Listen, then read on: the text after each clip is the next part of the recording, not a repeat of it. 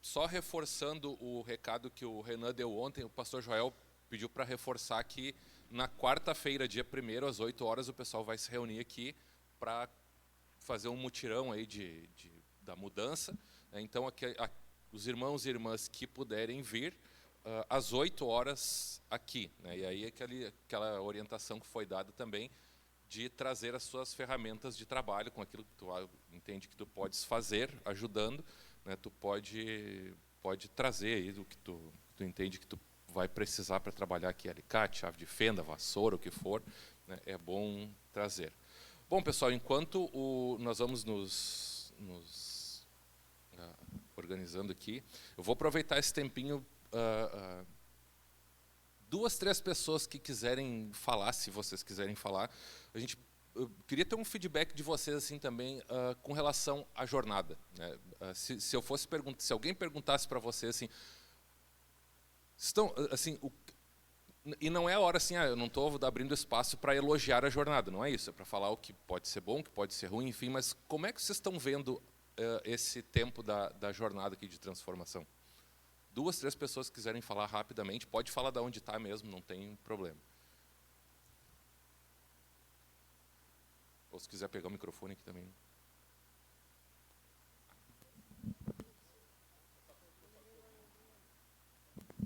Da minha parte, sim, eu acho que está sendo um período de crescimento para a gente, porque, que nem o pastor Wilson falou na semana passada, é palavra, é vida espiritual, é o geral, assim, não é aquela coisa só dentro da palavra, é palavra e espírito, né? Então, está ampliando.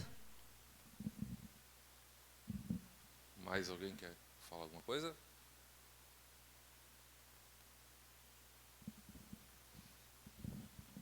No meu ponto de vista, acho que está muito proveitosa a jornada de transformação, porque a gente que tem um tempo de casa, o cara pensa que sabe tudo, né? O cara sabe, mas esquece muita coisa. Então o cara vai relembrando aquilo, a mente da gente, né? E se aprofunda mais no Antigo Testamento, que puxa para o Novo, né? Aí o cara junta tudo e fecha certinho o tempo de Jesus. Mais alguém quer comentar alguma coisa? Eu acho que também não é só conhecimento, eu acho também que é comunhão. A gente aprende e anda junto. Isso é muito importante, né? A gente acha que, por exemplo, a gente não conhece o irmão, tá? A gente vem, conhece a palavra, conhece um pouco mais de Jesus, mas a gente conhece o irmão, aquilo que está acontecendo com ele, a experiência dele, a gente tem dinâmica, a gente interage entre corpo. Não sei se alguém pode entender isso, mas é o que eu tenho percebido, né? A questão de interação. Mais alguém? Dou-lhe uma, dou-lhe duas. Para mim foi bem edificante, porque eu tive outro olhar na palavra. Desde o começo, né, isso me ampliou a minha visão sobre a palavra de Deus, tanto no Antigo Testamento como no Novo, né? Então, para mim, está sendo um estudo muito legal. Eu te agradeço. Isso não foi ideia minha, agradeço o pessoal todo aí, né? Ah, sim, sim. Mais alguém? Bom, se quiserem a palavra. Pessoal, uma das coisas que nós queremos ter aqui, eu sei que principalmente quando eu falo, eu metralho assim, não deixo os outros falarem.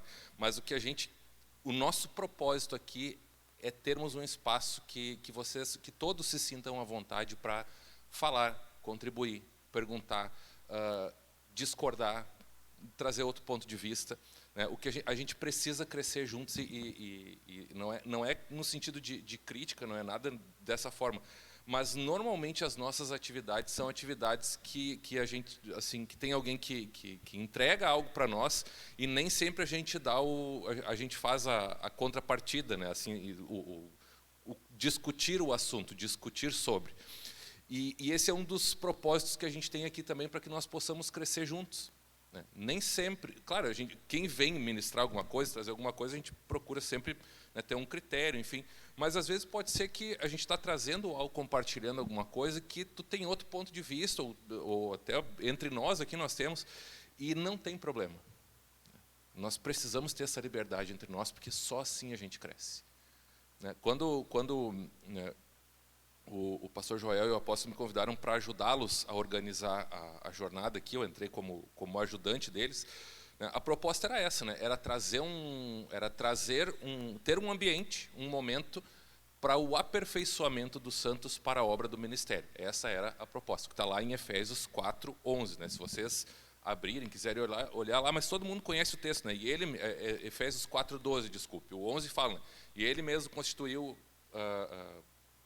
uns para apóstolos, profetas, evangelistas, pastores, mestres, para o aperfeiçoamento dos santos, né?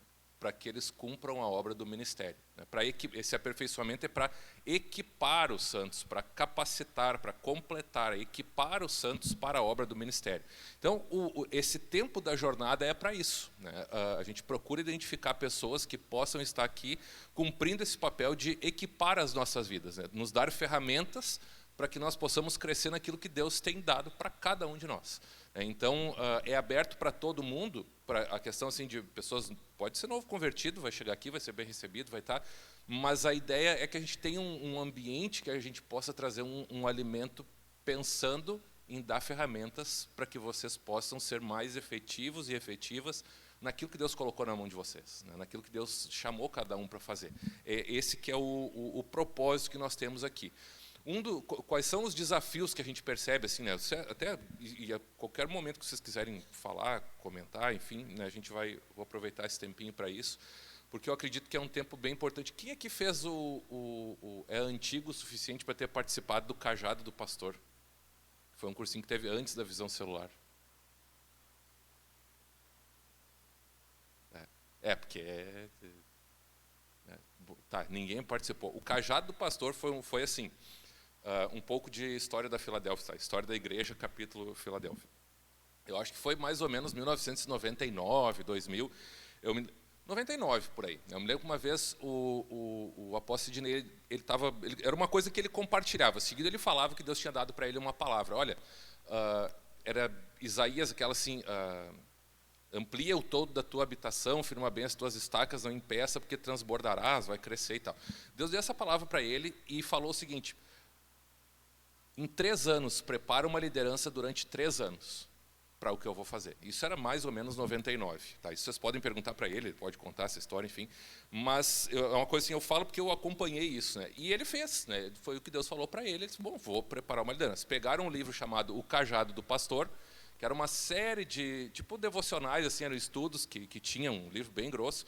E aí ele chamou um pessoal que eram as lideranças da época da igreja, mais outros irmãos, e acho que era terça ou quarta de noite, toda semana, né, tinha acho que a Débora trabalhava na igreja, naquela época ela digitava um capítulo, xerocava, passava para todo mundo, e a gente fazia aquele estudo, era o Cajado do Pastor. É tipo que a gente que a gente faz aqui, só que era baseado num livro que a gente foi estudando durante 3 anos. 3 anos nós seguimos assim. Ninguém tinha ideia de visão celular, ninguém tinha ideia de nada. A gente só sabia que estava fazendo aquilo ali porque entendia que era uma direção de Deus. Quando estava chegando próximo do final desses 3 anos, né, aparece uma coisa chamada visão celular. Daí vai o pastor Sidney, vai o Levi de Santa Maria, vai mais um pessoal. Eles foram eu sei que eles foram numa viagem, entraram em contato mais próximo com a questão da visão celular, enfim, e isso acabou chegando para nós, e nós entramos nesse período, então. E, basicamente, quem passou a ser, assim, as pessoas que até por um processo natural, de certo modo, passaram a ser, assim, contado com elas para serem lideranças naquele primeiro momento, 12, líder de célula, uma série de coisas, é o pessoal que foi formado nesses 3 anos. O que aconteceu nesses 3 anos? Teve bastante gente que nós não, né, que o pastor Sidney convidou na época, uma série de pessoas, né, que se viam, alguns já eram lideranças e outros que se viam um potencial que podiam ser. Dessas pessoas, uma parte que a gente olhava e dizia assim, puxa, né, aqui está uma pessoa que tem um grande potencial. Ficaram no meio do caminho. O grande potencial não vingou. E várias pessoas, sabe aqueles irmãos que não, assim, no sentido bom da palavra, mas que tu não dá nada? Né? Não, está aqui, congregado. Não, eu posso participar? Pode, vem aí. Né? E engrenaram, porque eles tinham uma coisa chamada vontade. E eles começaram a participar, se engajaram no processo, e cresceram junto e acabaram se tornando depois liderança também nesse processo todo. Né? Então, a gente não sabe muito bem como é que Deus faz as coisas, né? Mas o que eu compartilho isso com vocês é para mostrar como tem momentos que Deus nos dá de crescimento, que às vezes tu nem sabe assim, né? O que eu estou fazendo aqui. Né? Ou assim, puxa, né? Tal pessoa podia estar aqui, ou tal pessoa não podia estar, enfim. Se tu está aqui, né? Aproveita esse tempo. Né? Se Deus está te despertando para isso, a gente não sabe o que vem pela frente. O que eu posso te garantir, né, é que se tem um cuidado, a gente procura ter um cuidado, assim, até para pensar os assuntos que nós vamos trazer, enfim, que nós vamos compartilhar, que sejam coisas que realmente venham somar na vida de vocês e que não seja mais do mesmo. Né? É isso que a gente procura fazer. Assim, a gente está procurando trazer pessoas para ministrar, assuntos para serem ministrados aqui que possam edificar a vida da igreja de uma forma. Assim, a gente não tem um currículo, né, uma cartilha, a gente não tem um programa do ano que vai ser ministrado. A gente tem alguns assuntos que a gente vem trabalhando, de modo que fique aberto para a gente ir discernindo aquilo que Deus vai nos sinalizando e também coisas que podem surgir até de contribuições de vocês, enfim, né, para que a gente possa perceber o que a gente pode compartilhar nesse tempo. Qual é um dos desafios que a gente tem e por que a gente às vezes avança alguns encontros num mesmo assunto? A meu ver, é um dos desafios que nós temos nesse período, né? Assim, nesse período, nessa estação das nossas vidas, que é termos tempo entre irmãos para aprofundarmos na palavra, para mergulharmos na palavra juntos. Uma coisa é nós ouvirmos uma ministração de um culto ou uma palavra devocional, outra coisa é nós pegarmos um assunto e descermos nele, né? Não só meditarmos, mas estudarmos, discutirmos, vermos como é que isso pode se aplicar ou não, compreendermos isso de fato. E isso só é feito com tempo, né? Não tem como a gente passar correndo. Né? Precisa gastar tempo, né, com as Escrituras. Isso tanto é sério, e aí depois, agora que o Wilson já chegou, eu fiquei fazendo uma introdução mais longa aqui um pouco, né, mas faz parte. E o que acontece, aproveitando já que o Wilson já pode até assim, se ajeitando, vir vindo para cá, não tem problema. Mas enquanto ele se ajeita, sem pressa ali, tem um texto na Escritura que eu acredito que nos traz um princípio que para mim, eu acho que ele passa batido um pouco. Talvez vocês vão lembrar lá, quando tem um texto que fala, eu acho que é Atos 6, né, que vai falar de quando... O título lá está assim, a instituição dos diáconos, ainda que não se tenha certeza se aquele pessoal era diácono de verdade, mas é o pessoal que foi servir as mesas lá porque estava dando confusão com a distribuição da cesta básica na igreja quando começou. E eles vão cobrar dos apóstolos isso. Eles, olha, as viúvas gregas convertidas estão ficando sem cesta básica aqui, sem distribuição da comida. Deu uma confusão. E a resposta dos apóstolos tem se vocês quiserem olhar aí, eu acho que é Atos 6. Fica a referência, porque eu acredito que é um texto bom para 6:1. Deixa eu olhar aqui. Qualquer pessoa que esteja envolvida ministerialmente na igreja, ou queira se envolver, ou qualquer coisa vinculada a ministério, eu acho que não só ministério assim, de liderar uma congregação de fato, né, mas tem uma frase aqui para mim que é muito forte, né, quando os apóstolos falam o seguinte, olha, tudo bem, tem problema, mas é assim, ó, nós não vamos cuidar disso. Tá? Se vocês querem, vocês escolham aí pessoas de bom caráter, boa reputação, cheio do Espírito Santo, para que eles sirvam as mesas, porque nós, aí no versículo 6:4 diz assim, ó, quanto a nós, nos consagraremos à oração e ao ministério da palavra. Aqui a gente está vendo vamos dizer assim, ó, as lideranças mais altas, vamos chamar assim, da igreja, e elas falam o seguinte, olha, tem muita coisa para fazer de fato, mas a nossa função, né, eles eram apóstolos, mas também eram, de certa forma, presbíteros do rebanho ali, cuidavam, coordenavam a igreja, e eles falam o seguinte, olha, nós não vamos abrir mão de duas coisas, nos dedicarmos como equipe ministerial apostólica, nós não vamos abrir mão da nossa dedicação à oração e ao serviço da palavra, né? Ao ministério da palavra, que é ao serviço ou a diaconia da palavra. Está falando, é serviço. Então, tu pensa assim, ó, o pessoal que está envolvido, né, esses caras aqui, eles foram a base, né, os fundamentos da igreja até hoje. E eles entendem uma coisa: nós não vamos abrir mão disso aqui, do serviço da palavra. Nós vamos nos dedicar ao ministério da palavra. Se esse pessoal fez isso, eu não vejo motivo para que a gente não copie eles. Para que nós entendamos que, seja o que for que nós tenhamos que fazer, qualquer ministério que nós tenhamos que estar envolvidos, nós precisamos ter uma parte do nosso tempo dedicado ao ministério da palavra, né? Ao serviço da palavra.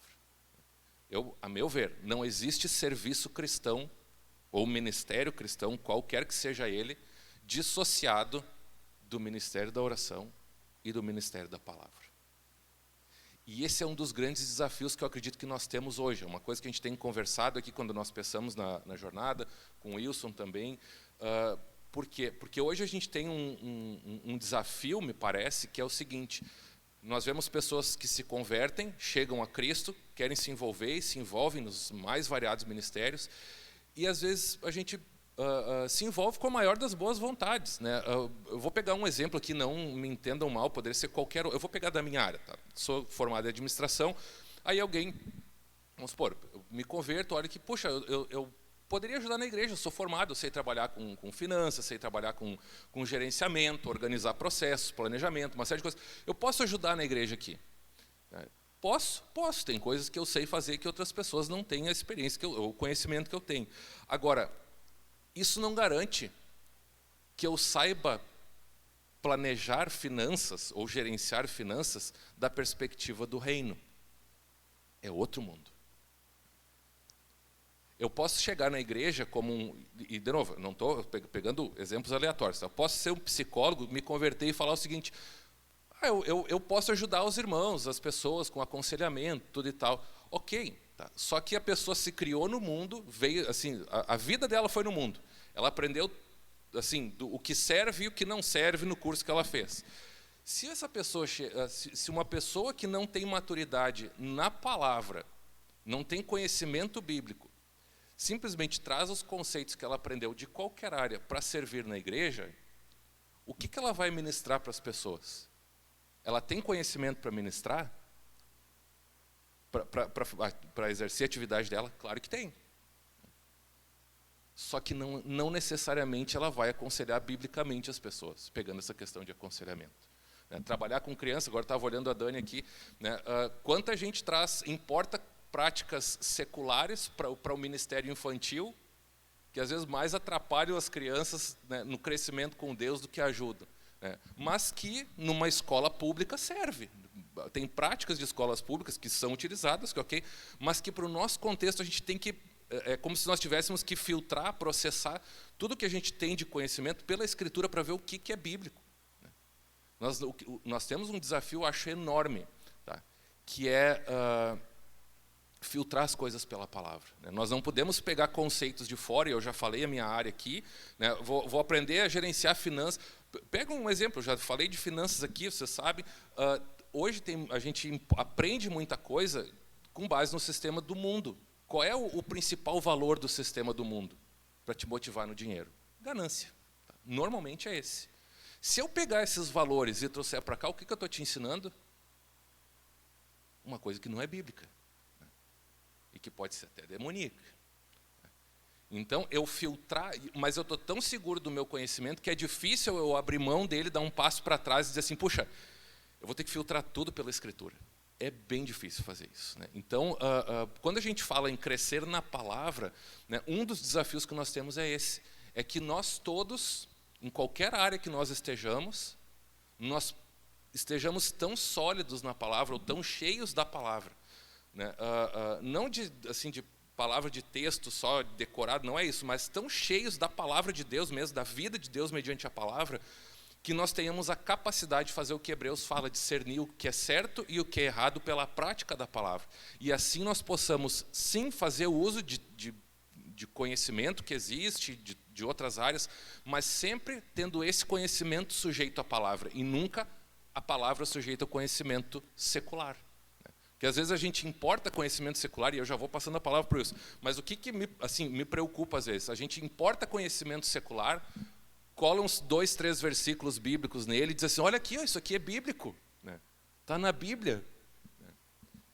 Olha como isso aqui já é feito há muitos anos, porque a pessoa simplesmente colou 2 versículos, que às vezes estão até fora de contexto ali, mas justifica práticas e conhecimentos que o mundo traz, e a gente traz isso para a igreja, quando na verdade nós deveríamos fazer o inverso, pegar assim, as verdades bíblicas e conseguir olhar, puxa, o que dá? Tem alguma coisa que dá para aproveitar? Ok, mas se estiver alinhado com a palavra, senão eu tenho um filtro para fazer.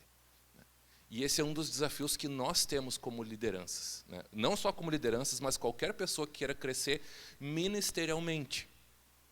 Então, e a gente fala isso em assuntos assim, mas outra área, que o assunto aqui é crescendo na palavra e no espírito.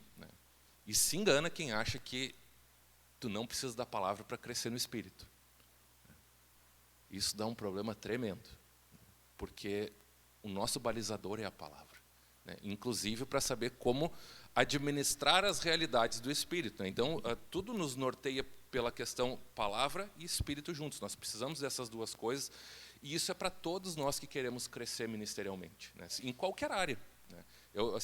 Wilson, quiser já vir vindo aqui, mas eu vou finalizar com um exemplo que quando eu vi, eu achei muito legal. Tem uns anos já, eu não perguntei para a pessoa se eu podia falar ou não, qualquer coisa ela fica brava comigo, tem ceia domingo que vem, a gente se acerta. Mas eu vou falar na Ciele, só podia, mas eu achei muito legal, faz um tempo já, eu estava olhando o Face ali e eu vi um stories da Ciele com um livro de teologia, teologia sistemática, eu acho que era. Eu digo, puxa, que legal, cara, que uma pessoa que é envolvida no ministério de louvor, que assim, talvez teria que estar estudando partitura ou música, ela está com um livro de teologia sistemática procurando entender da palavra, porque é isso que vai dar base para ela poder crescer mais no ministério dela. Então não tem como separar uma coisa da outra. Às vezes a gente parece que não tem nada a ver, mas está tudo conectado. Então a gente precisa dessa base sólida, e é por isso que a gente tem procurado trazer pessoas aqui para nos ajudar com isso. Uma delas é o Wilson, que eu já vou chamar aqui agora então, e aí eu já te deixo bem à vontade para tu seguires aqui a administração. Obrigado, querido.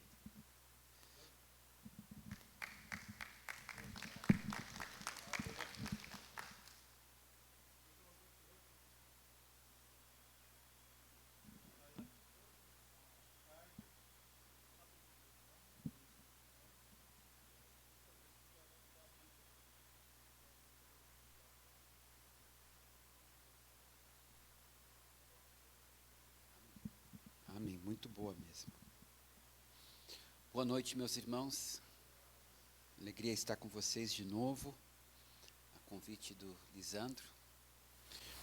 E o tema, como ele estava falando, é sobre a palavra de Deus e o Espírito, esta convivência, esta sinergia que acontece quando nós juntamos a palavra com o Espírito, como ambos precisam um do outro, se complementam, e não tem como ter um sem ter o outro.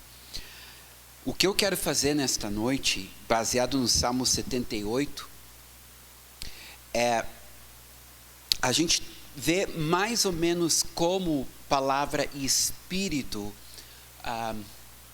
se comunicam entre si.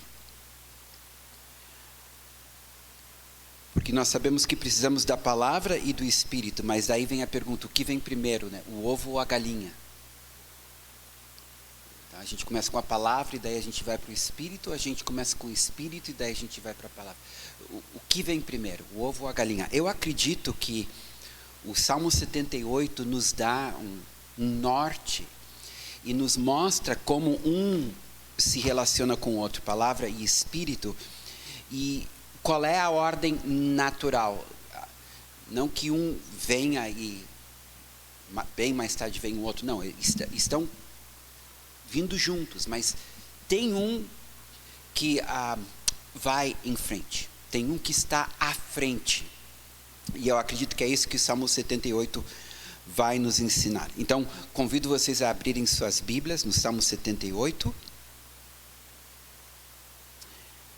Eu creio que é um salmo, como eu disse, que irá nos esclarecer a relação entre palavra e espírito.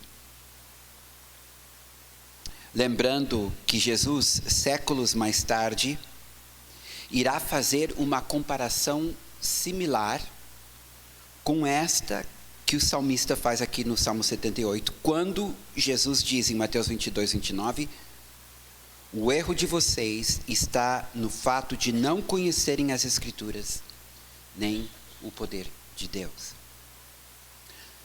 Então, começando no versículo 3 do Salmo 78, o que ouvimos e aprendemos, o que nos contaram nossos pais. Tá? Parando aí um pouquinho para dizer que nós temos uma história. A igreja, ela tem uma história. Nós não surgimos simplesmente há 10 anos atrás, há 50 anos atrás, há 100 anos atrás, há 2000 anos atrás. No dia de Pentecostes, a igreja surgiu. E quando a gente lê o livro de Atos, nós estamos lendo a história da igreja no seu início, no seu berço, no seu nascimento. E o interessante a respeito do livro de Atos, vocês vão ver que o livro de Atos termina de uma forma aberta, não tem o fim, ou the end. Né? Não existe, a gente vê que fica faltando alguma coisa. O livro de Atos, ele termina de uma forma incompleta, nos deixa na expectativa de que há mais, porque o livro de Atos termina com Paulo na prisão. Na verdade, a prisão dele é domiciliar, ele está ligado a um soldado romano, mas ele está num domicílio, ali ele tem liberdade para receber os irmãos, até que ele seja julgado por Nero e condenado ou liberto. A gente aprende na história que Paulo foi liberto, não foi condenado desta vez. Então ele chega a ir à Espanha como ele tinha programado de ir, mas em seguida ele é preso novamente. E nesta última prisão, ele escreve a última das suas cartas, que é 2 Timóteo. E ali em 2 Timóteo, ele diz aquela frase famosa: completei a carreira, combati o bom combate, guardei a fé, agora me aguarda a coroa da justiça. Mas veja bem, o Atos termina de uma forma incompleta. Exatamente porque a história da igreja continua. Então nós temos uma história. E lamentavelmente, nós, de origem pentecostal e carismática, nós meio desprezamos a nossa história. Nós não temos o hábito de estudar a história da igreja. Não temos o hábito de estudar os patristas, né, os pais da igreja. Nós não temos o hábito de estudar os credos, as confissões. Nós não conhecemos muito do que aconteceu ao longo dos séculos e que nos trouxe até aqui. O motivo de vocês estarem aqui hoje, em Guaíba, neste prédio, pertencendo a uma denominação chamada Igreja Batista Filadélfia, para vocês chegarem onde vocês estão hoje, existe toda uma história por trás. E nós deveríamos querer conhecer essa história, porque essa história nos dá uma identidade, explica quem nós somos.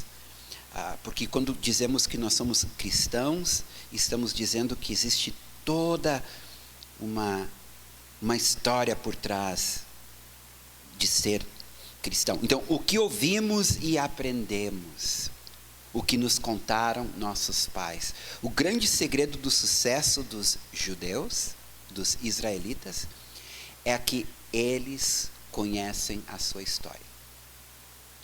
E quando tu lê o Antigo Testamento, no Antigo Testamento a gente vê, volta e meia, a história é relembrada, ela é recontada. As festas judaicas é uma forma de recontar a sua história. Então, todo judeu conhece a sua história. Sabe sobre Gênesis, sabe sobre Abraão, Isaac, Jacó, sabem sobre Noé, sabem sobre Davi, conhecem Juízes, conhecem a Babilônia. E interessante que nós conhecemos a história dos judeus, mas nós não conhecemos a história da igreja. Então, hoje tem livros que contam a história da igreja bem sucintos, bem resumidos, e tem um que eu gosto muito, e se alguém tiver interesse, depois eu posso passar para ti. Ele não é muito grosso, mas ele nos dá uma visão geral, uma visão panorâmica da nossa história. Então, Israel sempre teve essa preocupação, Deus sempre teve essa preocupação, sempre houve esta orientação, e é o que a gente está vendo aqui no Salmo 78, que o que foi ouvido, o que foi aprendido, seja transmitido para futuras gerações. Versículo 4. Não o encobriremos dos nossos filhos, contaremos à vindoura geração os louvores do Senhor e o seu poder e as maravilhas que fez. Agora, interessante aqui, meus irmãos, já no versículo 4, nós vamos ver depois que continua, mas no versículo 4, logo depois de dizer, olha, nós vamos ter o cuidado de contar a nossa história para as futuras gerações, a parte da história que vem em primeiro lugar são os louvores do Senhor, ou seja, aquilo que Ele fez, as suas obras maravilhosas, o seu poder, as maravilhas que fez. Então, a história que é contada começa com os atos do Senhor, os feitos de Deus.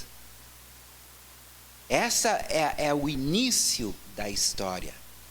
Aí diz no versículo 5, Ele estabeleceu um testemunho em Jacó e instituiu uma lei em Israel. Agora, normalmente, quando a Bíblia fala em testemunho, é um sinônimo de lei, de mandamento. Mas aqui não, aqui o salmista está usando de uma forma diferente. Quando ele fala em lei, ele está falando nas Sagradas Escrituras. Mas quando ele fala em testemunho, ele não está usando testemunho aqui como sinônimo de lei, mas como sinônimo da experiência de Israel com o poder de Deus. E nós vamos ver isso na medida que nós avançamos no texto. Então, ele estabeleceu um testemunho em Jacó, ou seja, ele deu a Jacó uma história com ele. E continua, em segundo lugar, ele instituiu uma lei em Israel. E ordenou aos nossos pais que os transmitissem a seus filhos. Duas coisas estão sendo transmitidas: uma história e uma lei. Uma experiência com Deus e a lei que surge após esta experiência. E isso é muito importante, porque agora a gente começa a ter uma ideia o que vem primeiro, se é o ovo ou a galinha. A gente vê que neste caso o vem antes da lei. Continuando no versículo 6. A fim de que a nova geração os conhecesse, filhos que ainda hão de nascer, se levantassem e por sua vez os referissem aos seus descendentes. Estamos falando de gerações. Este é o princípio do discipulado. O princípio do discipulado é o princípio de aprender para poder ensinar. Como Paulo disse para Timóteo, olha, aquilo que tu aprendeste de mim, transmitir a homens fiéis e idôneos para que eles possam transmitir a outros. Então, tu vê, existe esta mentalidade geracional, onde tu pensa em termos de gerações, e este entendimento, esta compreensão. Precisamos ensinar aquilo que temos aprendido. Precisamos repassar aquilo que temos vivido.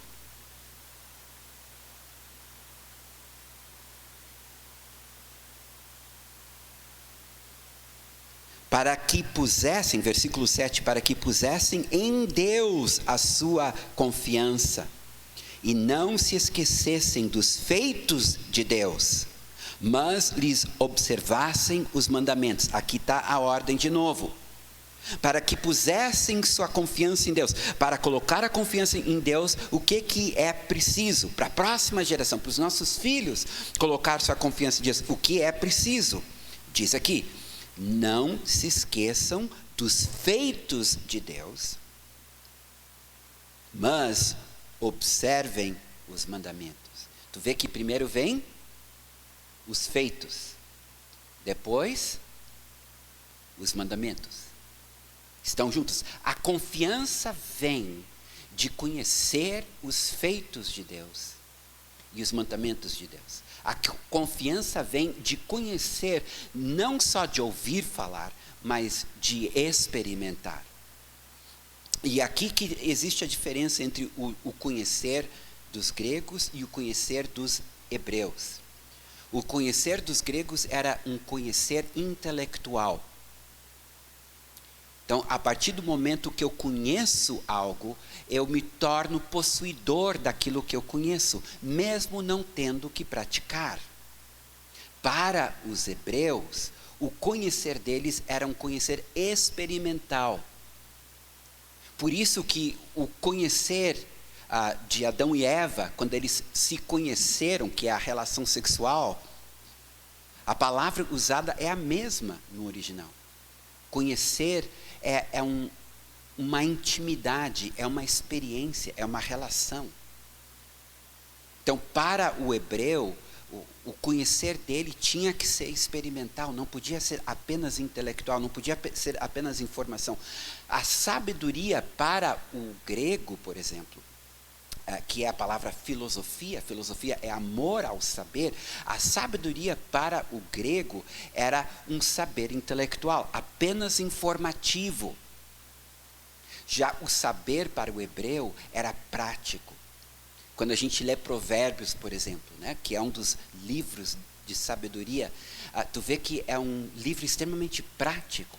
É como viver a vida. Então, existe essa diferença bem significativa entre o conhecer apenas intelectual e o conhecer experimental. E o que o salmista está dizendo é que, para que os teus filhos confiem em Deus, é importante que o conhecimento deles seja um conhecimento experimental. Infelizmente, o que a gente vê nos nossos dias é um tipo de conhecimento que não é experimental, é um conhecimento apenas intelectual. Por isso que é possível, e isso aconteceu com os judeus helenistas, que são os judeus que adotaram a cultura grega. E é o que a gente vê na igreja, que também adotou a cultura grega. Por exemplo, tu pode entender, conhecer e até ensinar sobre mentira. E mesmo assim, mentir. Porque no nosso subconsciente, o fato de eu conhecer a verdade de que mentira é pecado, me absolve, mesmo eu mentindo. Deixa eu dar um exemplo mais claro ainda. O fato de eu saber que Jesus ainda cura hoje, que Ele ainda liberta hoje, me absolve, aquieta a minha consciência, mesmo que eu nunca ore por um enfermo ou expulse um demônio. Eu estou contente, eu estou satisfeito com o fato que eu conheço essa verdade, sem nunca ter que experimentá-la. Então, nós temos uma igreja teórica.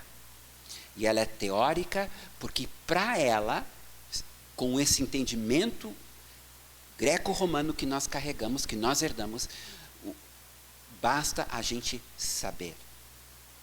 Então, é muito comum encontrar crentes que conhecem muito bem a Bíblia, mesmo sem praticá-la, mesmo sem vivê-la, e a consciência não acusa.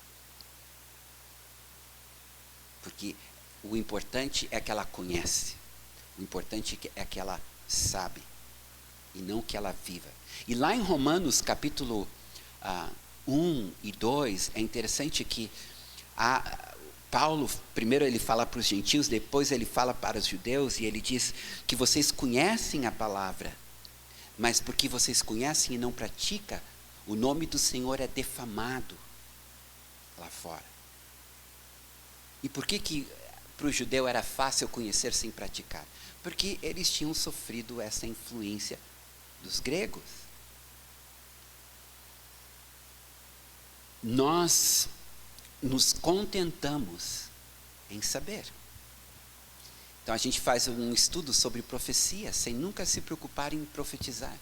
A gente faz um estudo sobre cura divina sem nunca nos preocuparmos em curar enfermos. A gente faz um estudo sobre santificação sem nunca nos preocuparmos em viver verdadeiramente em santidade. E é isso que tem que mudar. E é isso que o salmista está dizendo. Ele está dizendo, olha, tem que ser experimental, tem que ser um conhecimento experimental.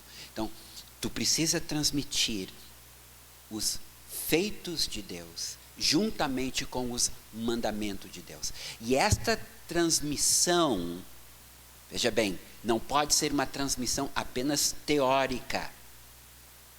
Tem que ser uma transmissão prática. Ou seja, eu vou ensinar sobre como orar e eu vou demonstrar para que a próxima geração possa aprender comigo como fazer isso. Eu vou ensinar sobre evangelização e daí eu vou levar o discípulo comigo e mostrar para ele como evangelizar. Eu vou ensinar sobre o batismo no Espírito Santo, daí eu vou levar aqueles que estão me ouvindo e aprendendo comigo a experimentar o batismo no Espírito Santo. A última vez que eu estive aqui, teve uma irmã que perguntou exatamente isso. Ela disse, como é que foi? Como é que eu estudo para falar em línguas? Não sei se a irmã está aqui hoje, mas, sabe, num primeiro momento a gente ouve o que ela falou e como assim? Como é que eu estudo? Mas sabe que o que ela perguntou está corretíssimo.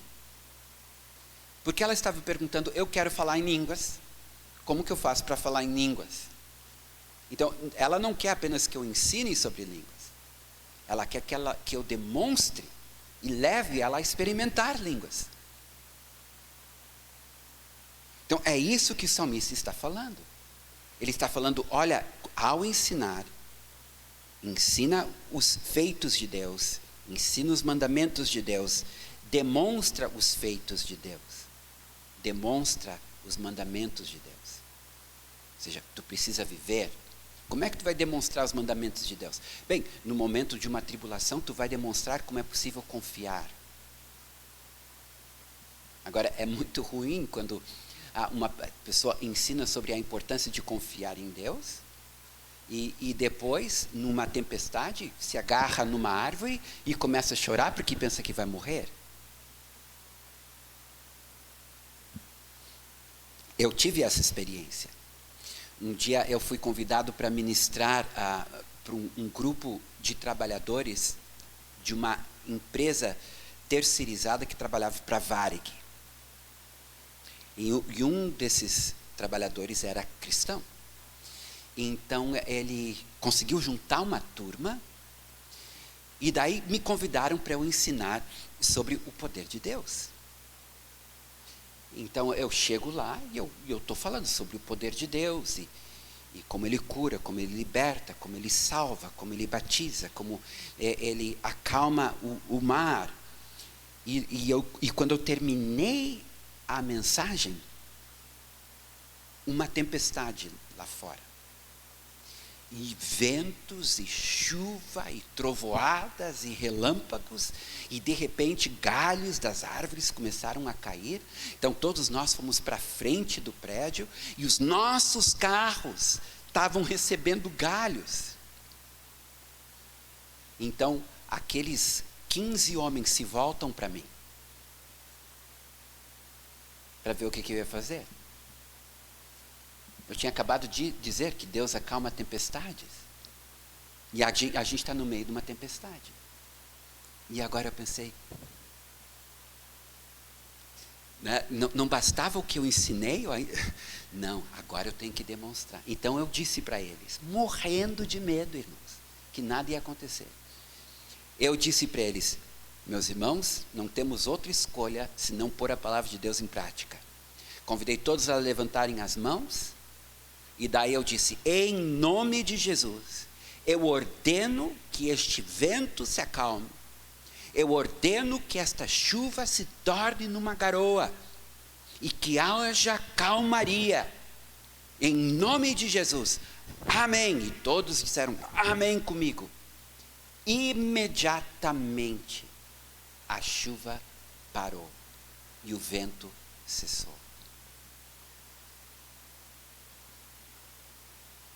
Queridos, aquilo ali, aqueles 15 homens vão carregar com eles para sempre. E sempre que estiverem numa tempestade, sabe o que eles vão fazer? Eles vão orar e vão repreender. Meus irmãos, depois dessa experiência, eu e a Leide já repreendemos mais de 10 tempestades. Mais de 10 tempestades. Está ficando até divertido. Porque quando o negócio começa a ficar feio, né, a gente vai para a janela e dá uma ordem, de repente aquela nuvem se dissipa.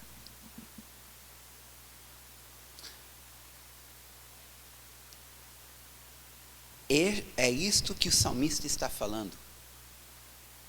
É isto que o salmista está encorajando a geração mais velha a fazer com a geração mais nova. Continuando. 8. E que não fossem como seus antepassados, geração obstinada e rebelde, geração de coração inconstante e cujo espírito não foi fiel a Deus. Veja bem que há 2 gerações aqui que o salmista fala. O salmista fala de uma geração que foi fiel, que experimentou, e que a gente deve imitar esta geração. Mas teve uma geração também que não foi fiel, e que não experimentou por causa da sua infidelidade. Esta é uma geração que não é para imitar. Então o que ele está dizendo? Ele está dizendo, olha, ensina e demonstra para que os teus filhos não sejam como aquelas gerações que não viveram e não experimentaram. Então este é o grande risco que se corre. Porque nós podemos levar uma geração a experimentar mais do Senhor, ou nós podemos levar uma geração a experimentar nada do Senhor. O que nós muitas vezes temos que fazer é corrigir, porque às vezes a geração que veio antes de nós não foi diligente e não fez conosco o que foi feito com eles. Por exemplo, eu venho da Assembleia de Deus. E a história da Assembleia de Deus no Brasil e no Rio Grande do Sul é muito tremendo. Então teve uma geração que experimentou muito do poder de Deus, que evangelizou e ganhou o Rio Grande do Sul para Jesus. Não tem cidade que tu não visite que não tenha uma capela ou um templo da Assembleia de Deus. Sempre tu vai ter uma praça, Banco do Brasil, a Catedral Católica e uma Assembleia de Deus. Não é? Que foi uma igreja que saiu e evangelizou e demonstrou o poder e a glória e ensinou. Mas aí as gerações foram passando e teve uma geração que não viveu mais, que não experimentou mais. E esta foi a geração que me gerou. E agora eles não têm uma experiência para me passar. Eles não têm um ensino que eles vivenciam para me ensinar. Então, eu estou sendo gerado como um teórico que não tem vida, que não tem experiência, que não tem conhecimento. E agora eu estou tendo que reinventar a roda, por assim dizer. Eu lembro, teve um momento que eu fiquei tão frustrado, porque eu estava pisando na bola, estava cometendo erros, eu tinha dúvidas, as coisas que eu lia na Bíblia, eu não via ninguém vivendo e praticando, e eu mesmo não estava conseguindo praticar. E eu lembro dizendo para Deus, uma vez eu orei, eu disse: Pai, eu preciso de um Paulo na minha vida. Preciso de um Paulo na minha vida, porque assim não dá. E a resposta que veio à minha mente, que veio ao meu coração, não foi o que eu queria ouvir. Mas o pensamento imediato que veio à minha mente depois que eu fiz esse pedido foi: sê tu um Paulo na vida dos outros. Ou seja, desculpa, filho, eu não tenho ninguém para te dar, para te ensinar. Então tu vai ter que descobrir, tu vai ter que andar comigo e descobrir. E quando tu descobrir, e quando tu experimentar, e quando tu viver, e quando tu conhecer, pega isso e passa adiante. Não comete o erro que os teus pais cometeram contigo. Então tem sido uma responsabilidade para mim e uma longa jornada em procurar sempre viver e praticar tudo que eu aprender.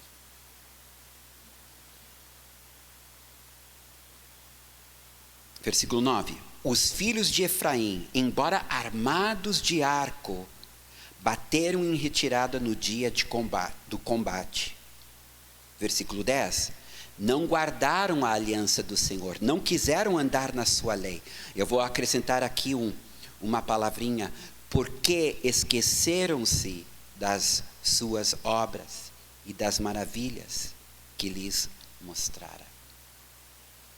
Então aqui está dizendo que apesar de toda a parafernália, todas as ferramentas que Efraim, que é o reino do norte, como vocês sabem, Israel, por causa de Salomão e da sua idolatria, Deus dividiu a nação de Israel. 10 nações, chamada a nação do norte, Israel ou Efraim, 2 nações que ficaram no sul, com o descendente de Davi, que foi Judá e Benjamim. Então, essas 2 tribos se tornaram as tribos do sul, chamado Judá.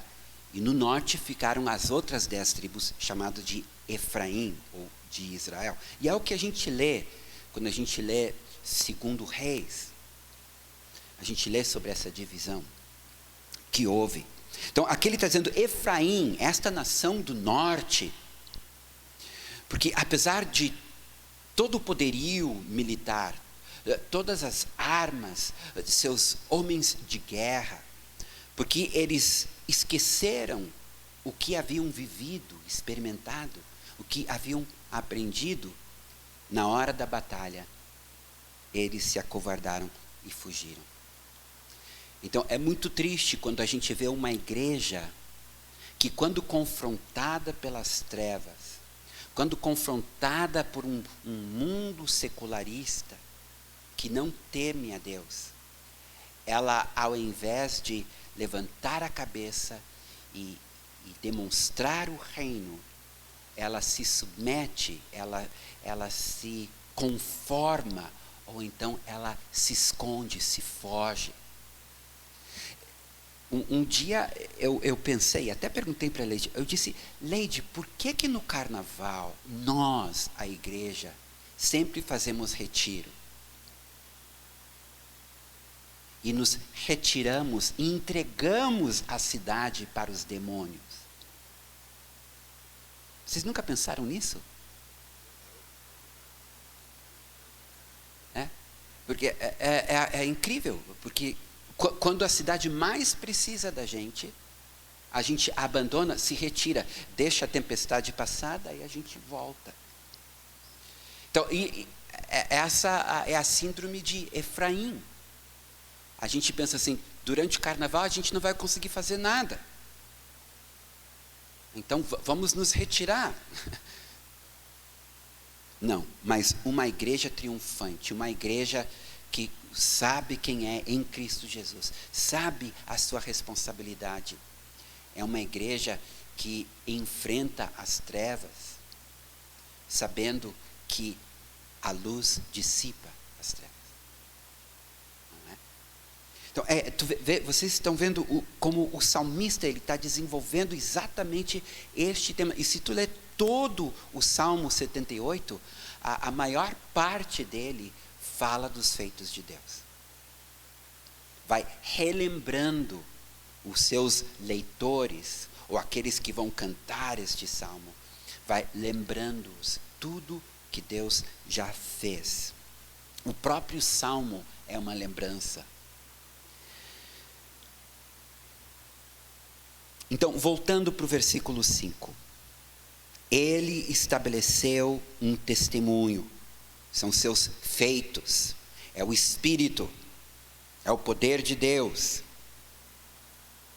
Ele estabeleceu um testemunho em Jacó. E instituiu uma lei. É a sua palavra em Israel. Então, a ordem aqui é importante.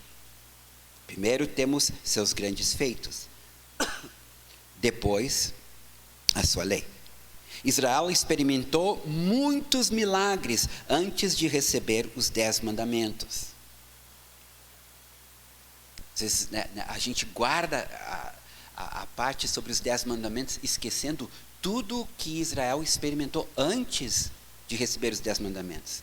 Então, no Salmo 78, 12 a 16. Obrigado.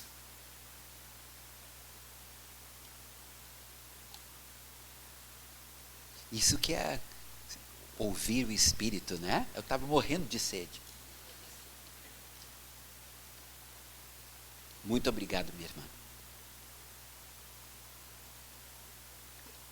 Então, olha o que diz o Salmo 78, versículos 12 a 16. Deus fez prodígios na presença de seus pais na terra do Egito. No campo de Zoar, dividiu o mar e os fez passar por ele. Fez parar as águas como um montão. Durante o dia os guiou com uma nuvem e de noite com um clarão de fogo. No deserto fendeu rochas e lhes deu de beber água abundantemente, como de abismos. Da pedra fez brotar torrentes, fez manar água como rios.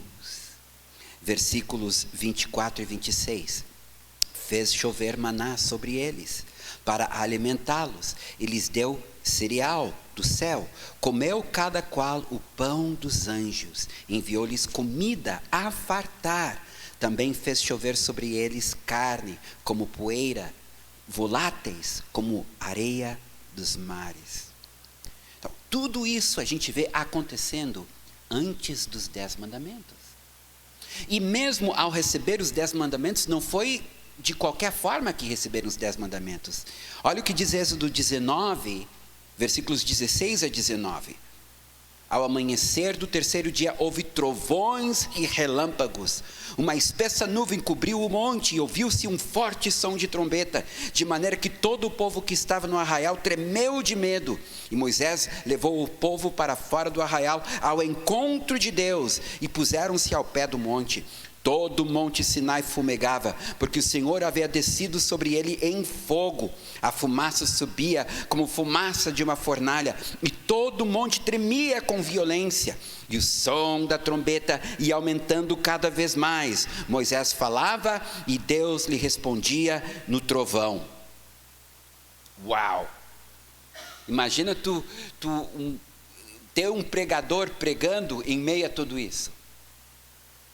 E dizendo, Jesus morreu na cruz, mas no terceiro dia levantou, e de repente trovoadas e fogo e chama, e anjos começam a aparecer e cantar no nosso... Isso que seria uma pregação, né?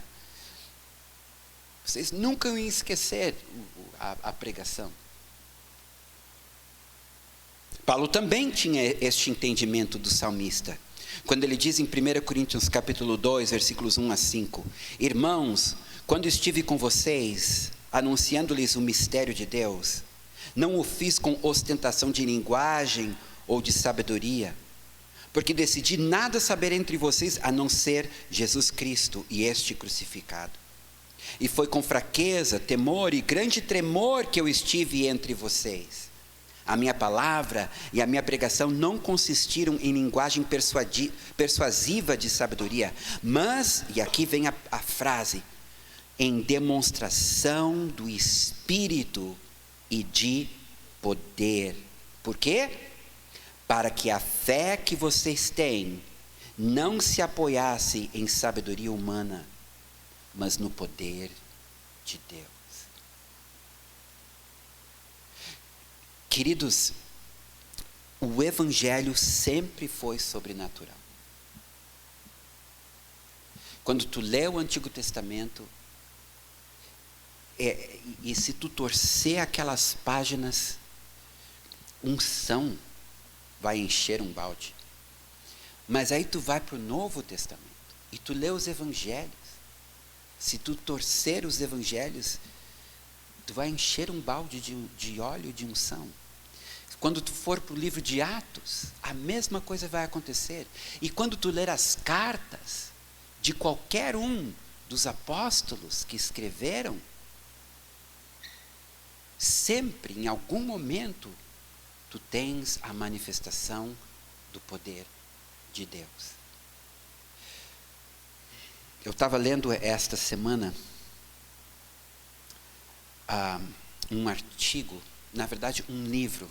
É que eu estou lendo tantos livros no momento que eu não lembro qual deles e qual o autor. Então não vou me arriscar, só vou dizer o trecho que eu li que me chamou a atenção. Ele disse que o mundo espiritual e o mundo físico são dimensões diferentes, mas não realidades diferentes no sentido espacial. Porque quando a gente lê a Bíblia, para nos ajudar a entender, ela usa uma linguagem figurada. Então, o céu fica lá em cima, o inferno fica lá embaixo. Mas, na verdade, N.T. Wright, o nome do autor. Mas, na verdade, o mundo espiritual, ele faz parte do mundo natural. Aliás, o mundo natural está inserido dentro do mundo espiritual. Porque o Espírito pairava sobre as águas. E no hebraico ali, chocava sobre as águas. Ou incubava as águas. E quando tu tens uma visão e tu vês um anjo, a pessoa de Jesus nesta visão, ou até Paulo, quando ele diz que ele foi até o terceiro céu, ou quando João diz que ele foi elevado, né, que uma porta se abriu e de repente ele se achou na presença de Deus, a gente sempre pensa, né, que como num foguete, ele, em algum lugar do universo Deus está lá. Mas o universo não tem fim e tu pode tentar chegar até o final dele e tu não vai encontrar Deus. Porque ele não está dentro desta dimensão tridimensional, que é a dimensão em que nós vivemos. Ele faz parte de uma outra dimensão, que vive paralelo com a nossa.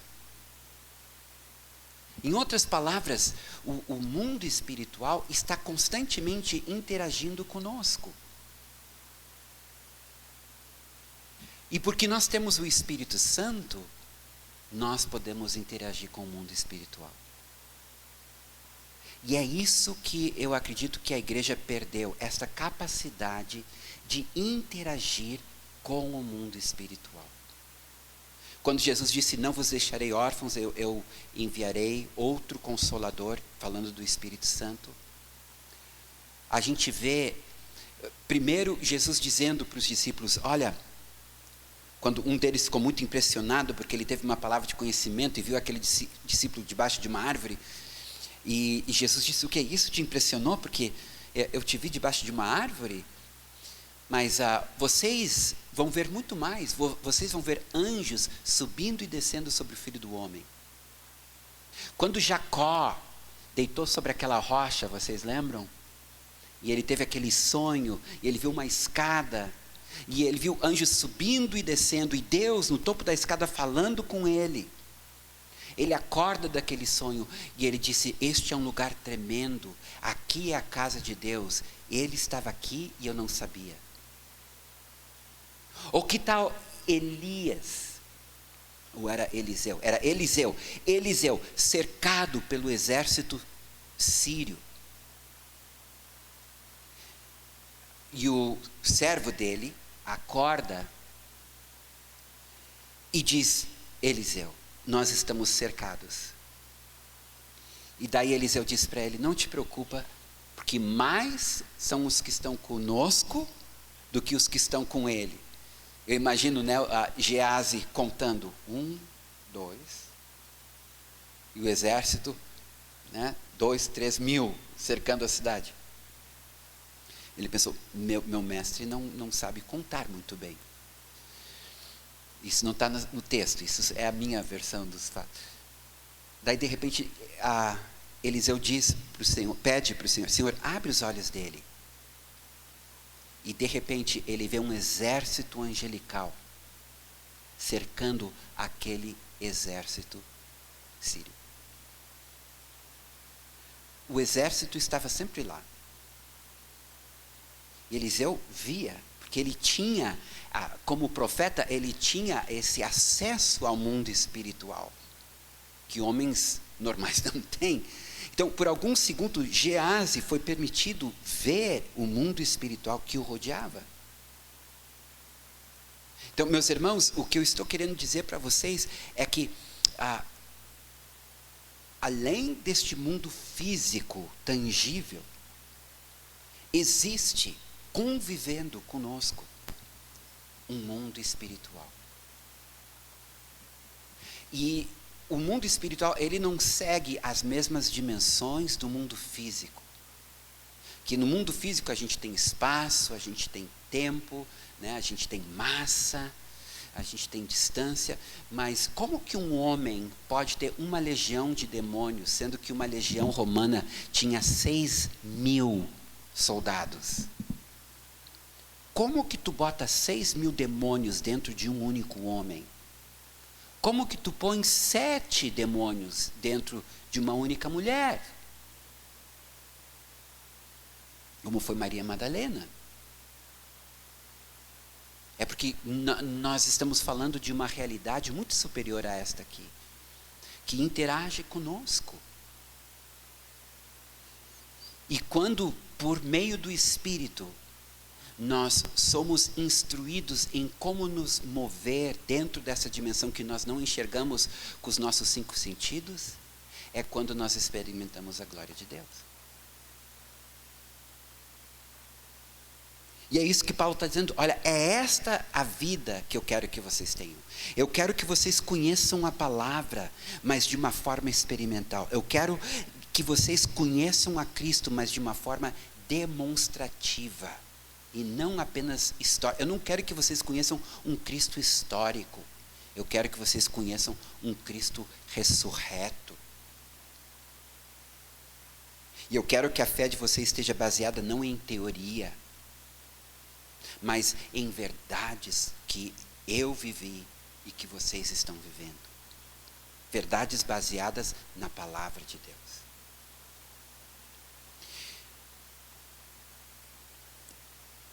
Teve um irmão, ele era músico, um músico bem conhecido, ele até, inclusive por um tempo ele até trabalhou com os Beatles, e ele se converteu a Jesus. E ele se converteu numa igreja cessacionista, que não acreditava que o mover do Espírito, as manifestações do Espírito fossem para os dias de hoje. E ele começou a ler a Bíblia, e ele começou a ler exatamente o que eu estou falando para vocês. Ele vendo, mas aqui só fala do sobrenatural, aqui só fala do Espírito, do poder de Deus, dos feitos de Deus, e de repente só um pouquinho aqui fala em cura. Aquele que crê imporão as mãos sobre os enfermos e serão curados. E ele chega para o pastor dele e ele pergunta, vem cá, se tudo isso que a Bíblia diz é verdade, por que nós não estamos vivendo isso? E daí o pastor dele disse, mas porque isso não é para os nossos dias. Isso era para o dia dos apóstolos, quando eles precisavam disso. E daí o John Wimber pensou, mas só um pouquinho, nós temos menos doentes hoje do que tinha no tempo dos apóstolos? Nós temos menos pessoas endemoniadas hoje do que no tempo dos apóstolos? Nós temos pessoas com menos dificuldades do que no tempo dos apóstolos? A gente está precisando menos do poder hoje do que no dia dos apóstolos? Ele disse, eu não entendo isso. E onde é que a Bíblia diz que acabou? Então ele saiu daquela igreja. Procurou uma igreja que cresce no mover do Espírito. E daí ele começou a orar pelos enfermos. Mas na sua geração não havia mais isso. Ele era da década de 70. Na década de 70 não se falava mais em cura divina, em libertação. Na década de 40, 50 até houve um mover forte de cura nos Estados Unidos, mas cessou. Então na geração dele ninguém orava por cura e por libertação, ninguém procurava profetizar nos Estados Unidos. E ele conta que ele orou por 1000 pessoas antes de ver a sua primeira cura. Só que depois disto, Deus começou a usá-lo a treinar a geração seguinte como orar pelos enfermos, expulsar demônios e profetizar. Ele é o fundador da denominação Vineyard, uma denominação que cresceu muito e que ensinou uma geração a andar no Espírito. De onde veio o que hoje é chamado a terceira onda. A primeira sendo Pentecostes, ou Pentecostais, né? Lá em 1906, movimento pentecostal. Depois, na década de 60, movimento carismático. Daí, na década de 70, 80, o movimento chamado terceira onda. Um homem que... Porque uma coisa que é interessante, quando se perde uma verdade, para a gente readquirir aquela verdade, tu tem que trabalhar por ela. É como numa mata, quando existe um caminho na mata e ninguém usa esse caminho por um tempo, a mata fecha e esconde aquele caminho. Então tu vai ter que redescobrir aquele caminho, tu vai ter que abrir aquele caminho de novo. Então tudo que uma geração perde, a nova geração precisa redescobrir e precisa lutar para reconquistar aquele território perdido. E por isso que é tão difícil, porque a pessoa ora por 1, por 2, por 3, nada acontece, conclui, bem, não é para os nossos dias, ou não é meu chamado. Não é assim que o reino de Deus funciona. As verdades dele são eternas. Jesus é o mesmo ontem, hoje e eternamente. Ele não muda. O que muda somos nós. O que muda são as gerações.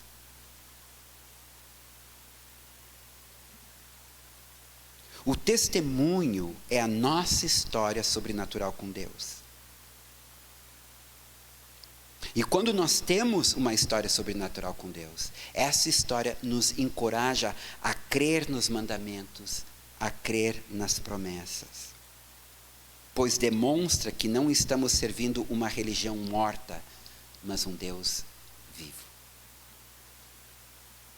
Eu digo para os irmãos, é muito mais fácil obedecer os mandamentos quando eu vejo as promessas se cumprindo na minha vida.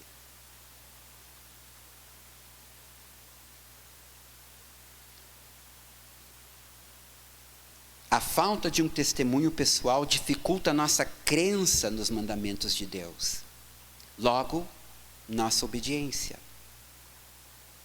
E nas promessas de Deus. Logo, nossa confiança. Então, funciona assim. Se eu não tenho um testemunho pessoal, se eu não tenho uma história com Deus, então significa que tudo aquilo que eu estou lendo é apenas teoria.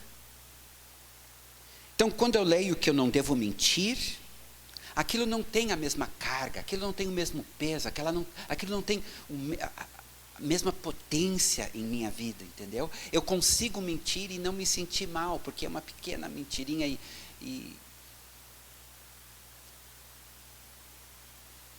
só que é o seguinte, se tu não crê de uma forma prática que não se deve mentir, na hora que tu tiver problemas financeiros e tu precisa crer na promessa de Deus, que Ele há de suprir cada uma das nossas necessidades, segundo a riqueza de Deus que há em Cristo Jesus, tu também não vai conseguir crer e confiar na hora da necessidade.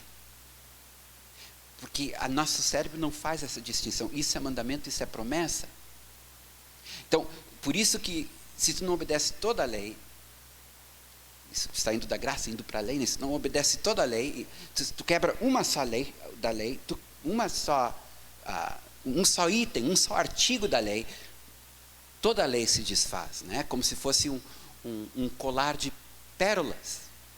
Quando tu arranca uma pérola, todo o colar se desfaz. E esse é o argumento de Paulo, que quem quer viver pela lei precisa obedecer toda a lei. A partir do momento que tu desobedece um artigo da lei, tu desobedeceu toda a lei. Bem, a mesma coisa na graça. Tu tem que crer em toda a graça. A partir do momento que tu não crê num item da graça, tudo se desfaz. Então, se tu não crê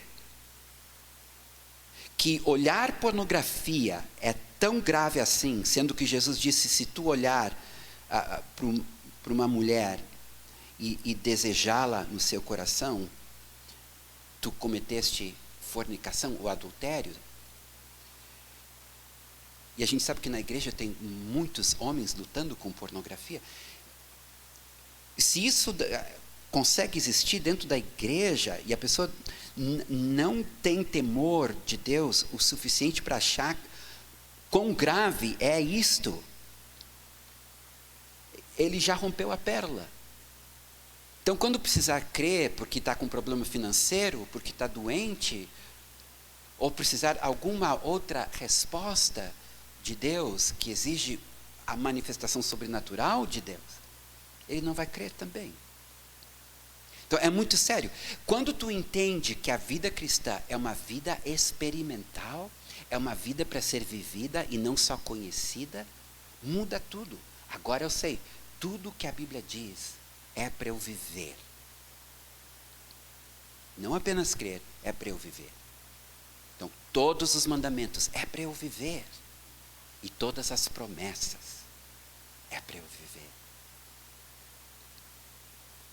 Então muda completamente. Eu consigo obedecer porque eu creio nos mandamentos. Eu consigo confiar porque eu creio nas promessas. No entanto, Israel não deu importância ao testemunho, esquecendo-se e não transmitindo-o à próxima geração. Diz no versículo 10, a primeira parte, porém não quiseram andar na sua lei. E na segunda parte do versículo 10, porque esqueceram-se das suas obras e das maravilhas que lhes mostrara.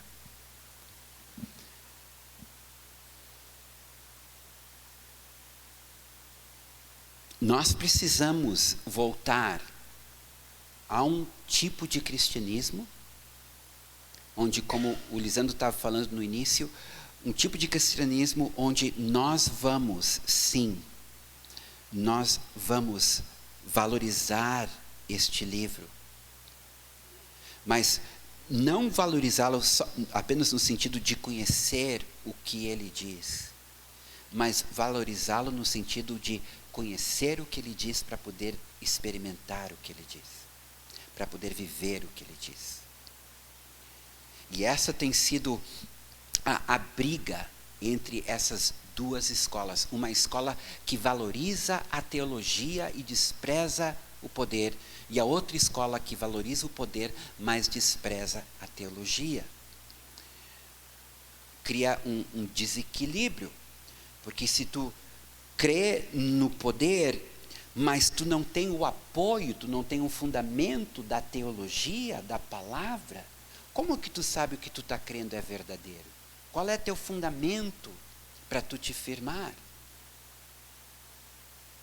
Como que tu vais reconhecer quando o diabo está te atacando?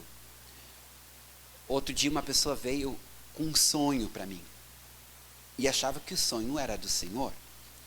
E me contou todo o sonho. Era um sonho macabro, um sonho terrível. E eu perguntei, por que tu acha que este sonho é do Senhor? E a pessoa não sabia me dizer. Daí eu fui mostrar para ela, mas vamos ver o que as Escrituras nos dizem sobre a profecia. Né? Não importa a forma que ela vem, ela deve encorajar, ela deve edificar, ela deve consolar. Este teu sonho faz isso. A pessoa disse, não, o sonho me deixou apavorada.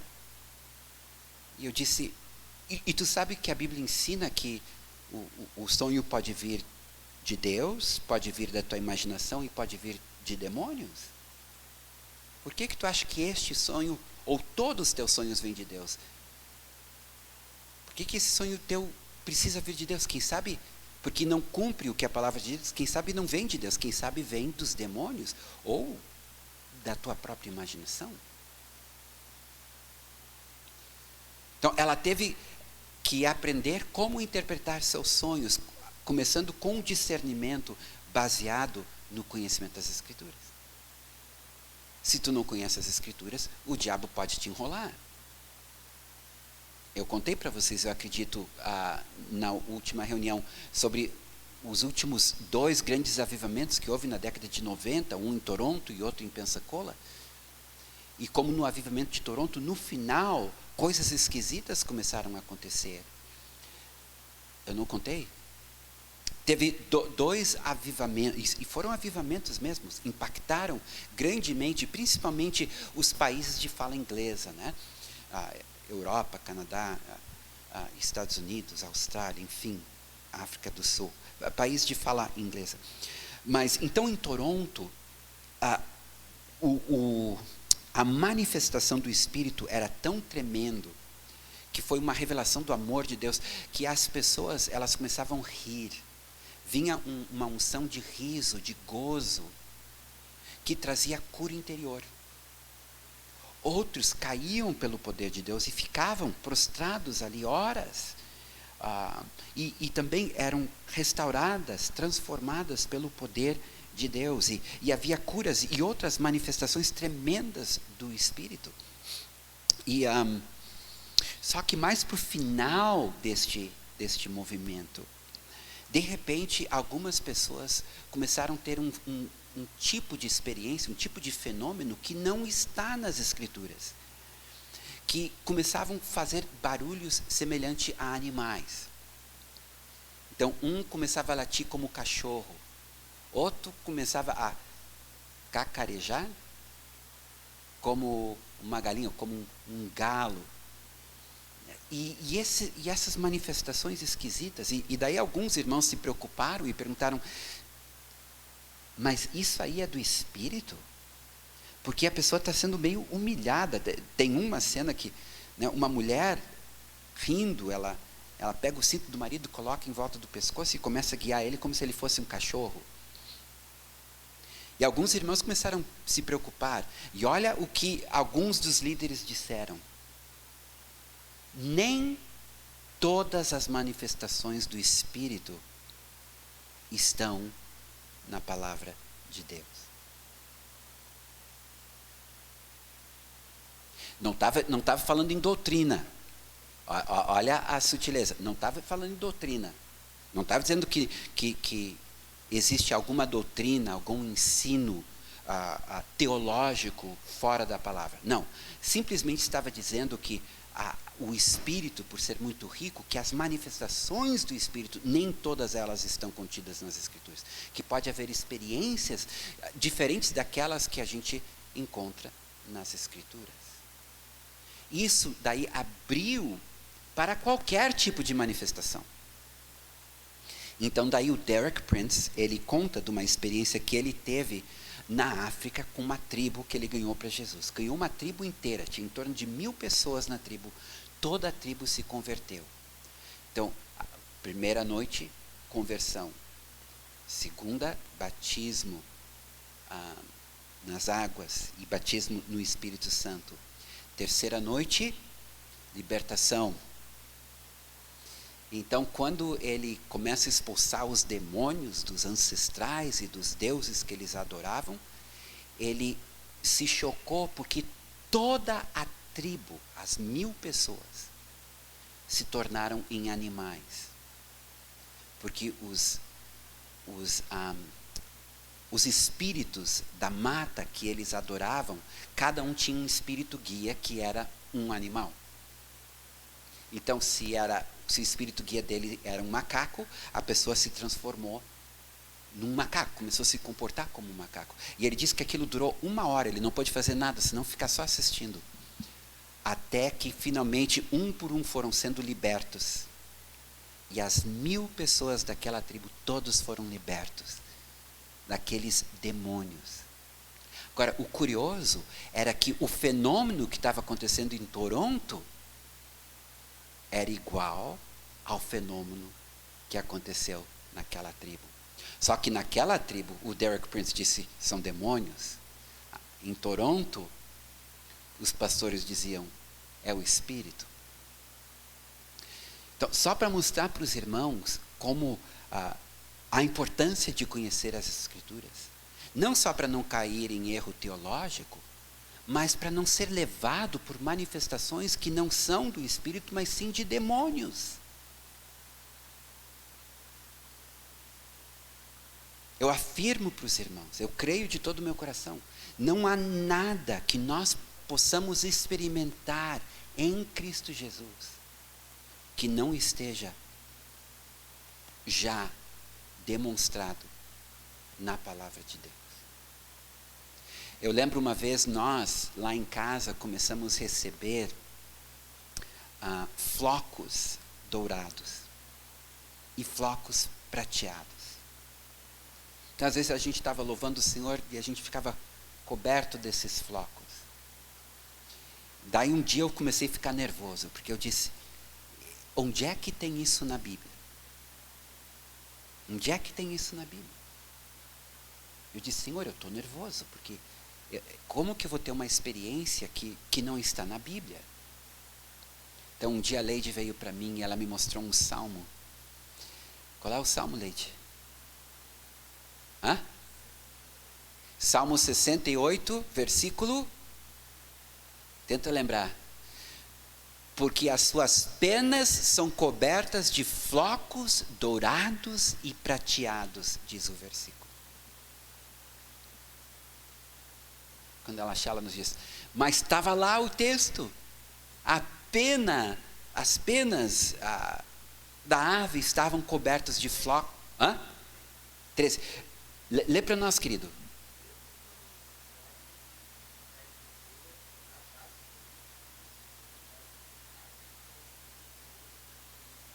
Aí, ó. Ela achou o texto. Deus deu o texto para ela. Eu disse, está aqui, ó. Está aqui. É um carinho de Deus. É um carinho de Deus. Enquanto a gente está dormindo, enquanto a gente está descansando, Ele cobre as nossas penas com prata, flocos de prata e flocos dourados. Estava nas Escrituras. Eu sabia, não, essa experiência, eu não preciso ficar com medo. Porque eu sei que essa experiência é uma experiência que vem do Senhor, porque está nas Escrituras. Então, é uma proteção divina. Tu conhecer a palavra de Deus, tu pode experimentar o poder de Deus. E tu vai discernir quando é e quando não é o Senhor, porque tu tem a palavra. Agora, conhecer a palavra sem conhecer o poder de Deus, daí tu só tem a teoria, tu não tem a prática, tu não tem a experiência. E na hora que tu precisar pôr em prática, tu não vai conseguir. Vai permanecer como teoria.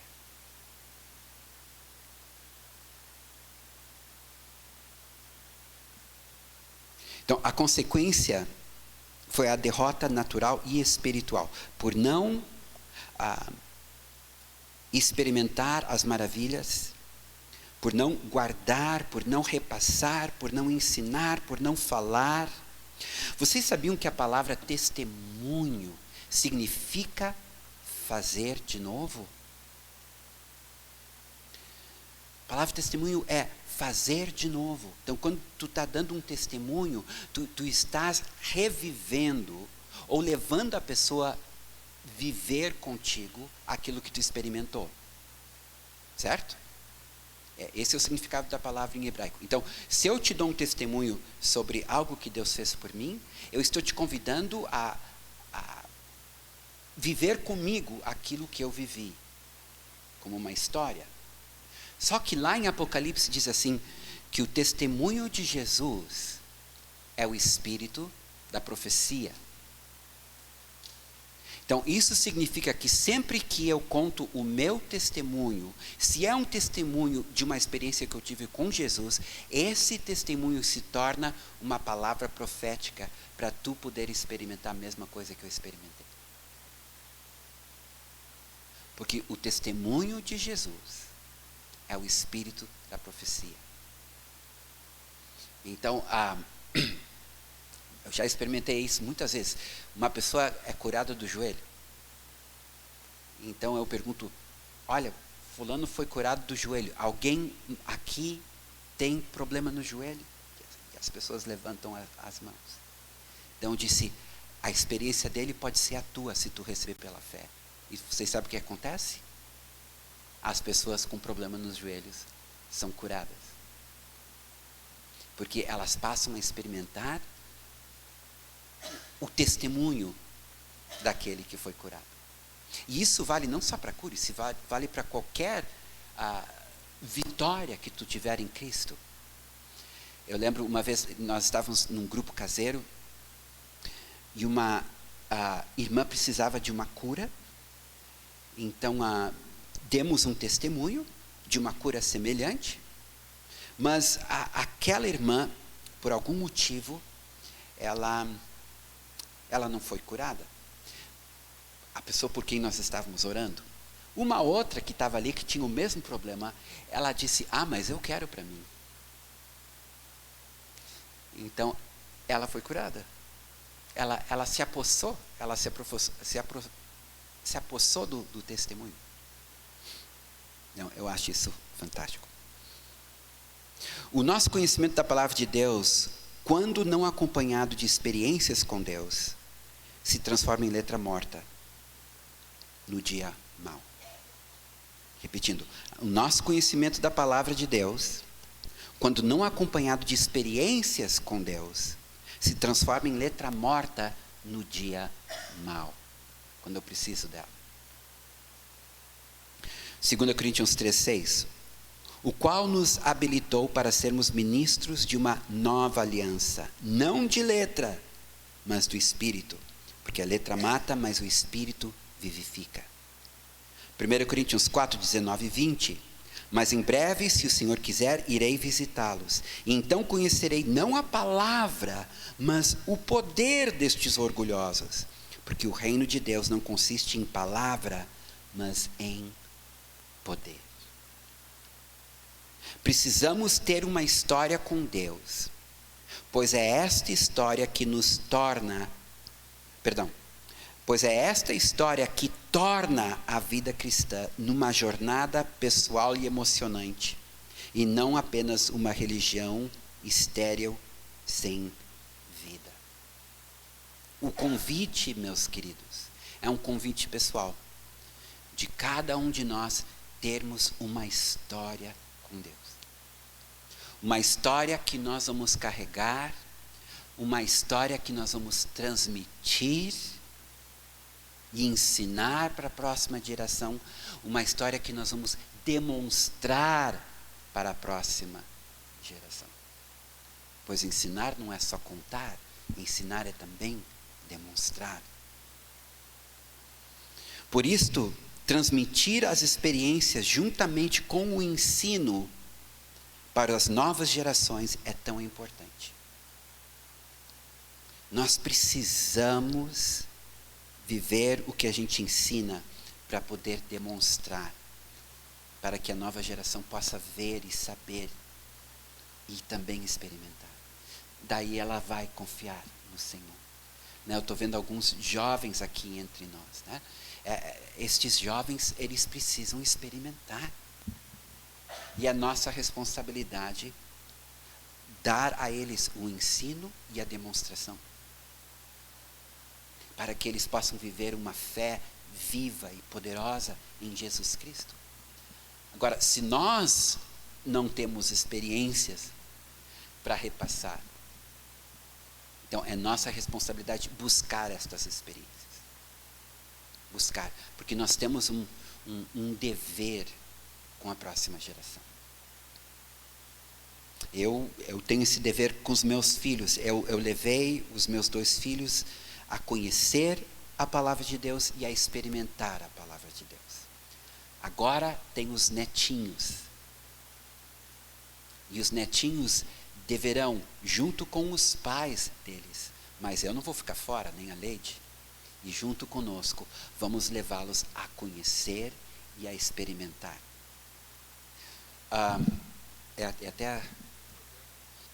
Eu já estou encerrando. Deixa eu contar mais uma história, então. Essa é muito legal, aconteceu com o Lucas, o meu filho mais velho. Ele me ouviu ensinar sobre libertação. E nós estávamos num retiro. Filadélfia, chuva, e a Nacional, lá de Santa Maria, do Levi. Então estava eu, Levi, Sidney. Só que nessa noite, só estava eu, porque ou o Levi não tinha chegado ainda, o Sidney teve que sair. Eu sei que só estava eu de pastor lá. E estávamos ensinando não sei o quê. E uma irmãzinha se endemoniou. Então, eu, até então, nunca tinha visto uma pessoa se endemoniar. E nunca tinha orado para alguém ser liberto. Mas eu ensinava sobre isso. Eu conhecia. Então, agora estamos num dilema, de novo, né? Onde os irmãos estão lá, todo mundo... Eu acho que nós estávamos em umas 100, 150 pessoas.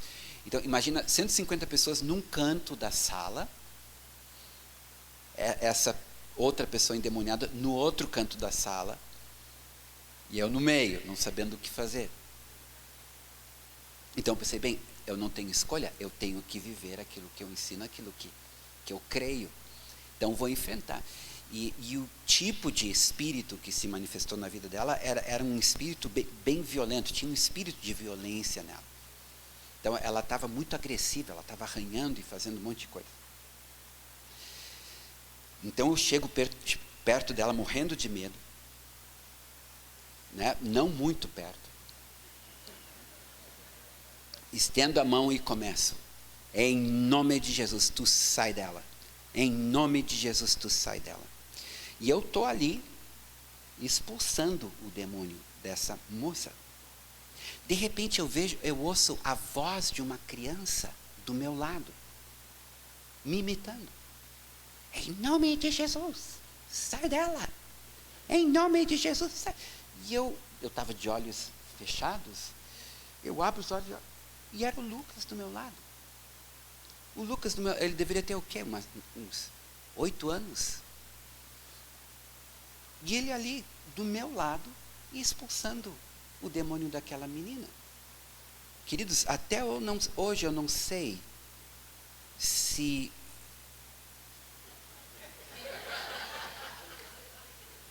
Porque eu estava morrendo de medo, né? Ele estava tranquilo. Porque ele simplesmente me viu, conhecia o ensino, para ele nada mais lógico do que me imitar. E isso é lindo, isso é maravilhoso. Né? Deveria ser simples assim. Deveria ser simples assim.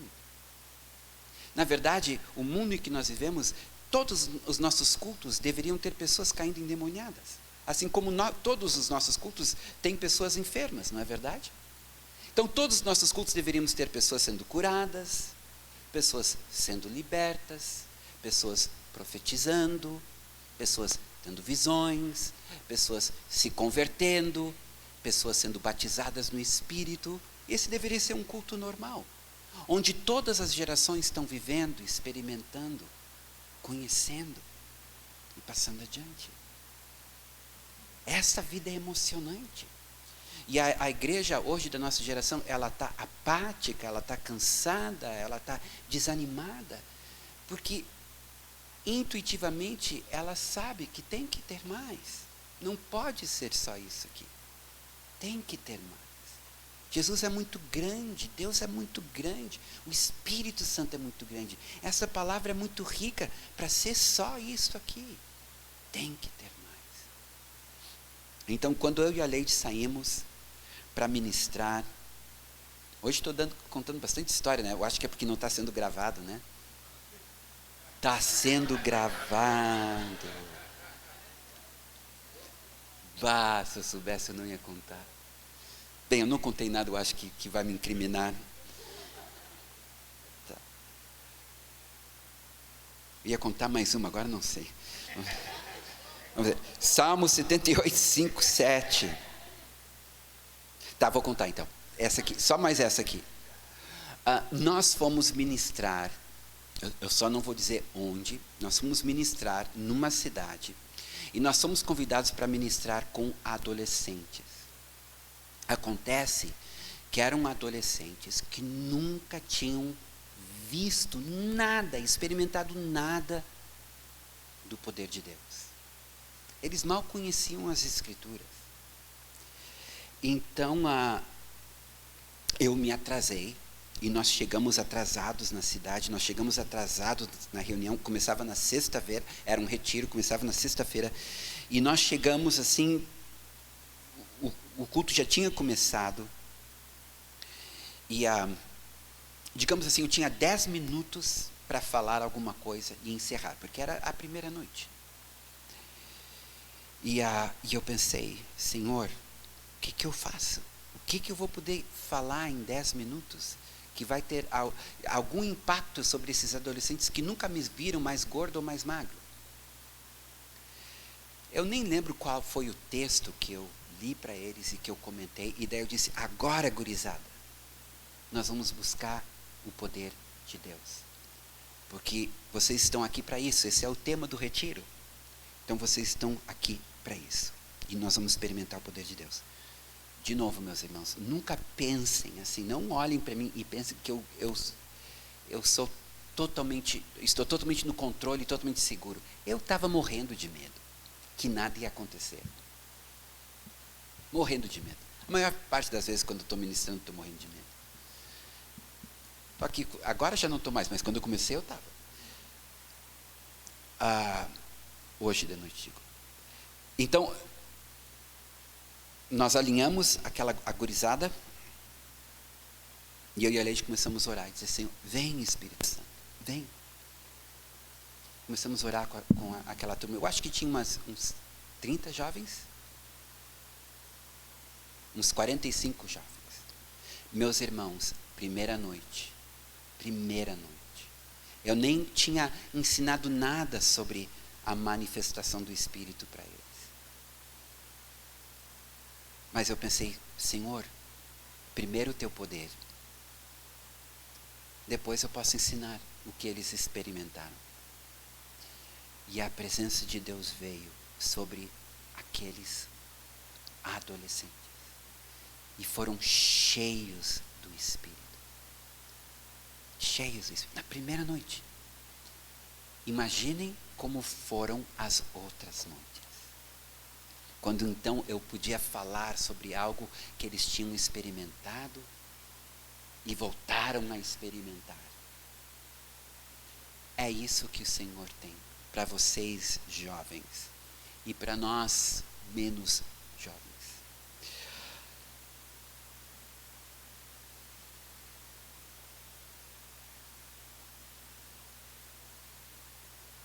Vamos para a conclusão. Alguns de nós fazemos do estudo bíblico a prática mais importante na vida cristã. Alguns de nós fazemos do profético e dos dons espirituais a busca mais importante. Alguns de nós defendem a pureza doutrinária como o objetivo mais importante. Outros colocam várias formas de ministério, como o evangelismo ou o cuidado dos pobres, como prioridade. Na verdade, todas estas coisas são importantes e devem ser feitas. O problema é quando estas coisas se tornam mais importantes do que um conhecimento pessoal e íntimo com Jesus, banhado em experiências com Ele. Amém? Serviço social, amém. Evangelização, sim, é a nossa comissão. Conhecer as Escrituras, sim. Experimentar o poder de Deus, sim. Mas, junto com isso, crescermos em sabedoria e revelação no pleno conhecimento dele. Amém? Vamos ficar de pé?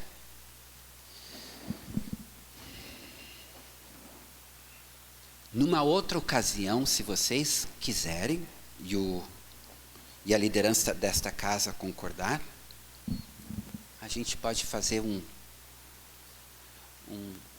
uma demonstração, né? uma aula mais prática, e buscarmos a presença do Senhor juntos. O que vocês acham? Principalmente com esses jovens aí. Senhor, muito obrigado. Muito obrigado, Jesus, porque Tu és o mesmo ontem, hoje e eternamente, porque Tu não mudas. E obrigado, Senhor, que Tu não favoreces uma geração sobre a outra. Senhor, não é porque a geração passada não experimentou nada que nós não vamos experimentar. E não é porque a geração passada experimentou que nós não vamos experimentar. Pelo contrário, Senhor, Tu visitas cada geração com Tua presença, com Tua glória, com Teu poder, com Teu amor, para que Tua igreja, Senhor, seja viva, dinâmica, cheia do Teu Espírito, capaz de impactar a sua geração. Senhor, eu oro por esta casa, por estes irmãos amados que estão aqui. Temos diversas gerações representadas aqui. Senhor, que hoje à noite Tu desperte em cada um deles, desde o mais velho ao mais novo, um desejo de experimentar mais de Ti, Jesus. Um desejo de experimentar mais de Ti, de conhecer mais da Tua palavra, de ouvir a Tua voz por meio da Tua palavra, mas também ouvir a Tua voz por meio do Teu Espírito. Senhor, libera sobre esta congregação, liberta sobre meus irmãos uma nova unção, Senhor, para estes dias. Um tempo, Senhor, de despertamento para a Tua honra e para a Tua glória. Em nome de Jesus. Amém. Amém.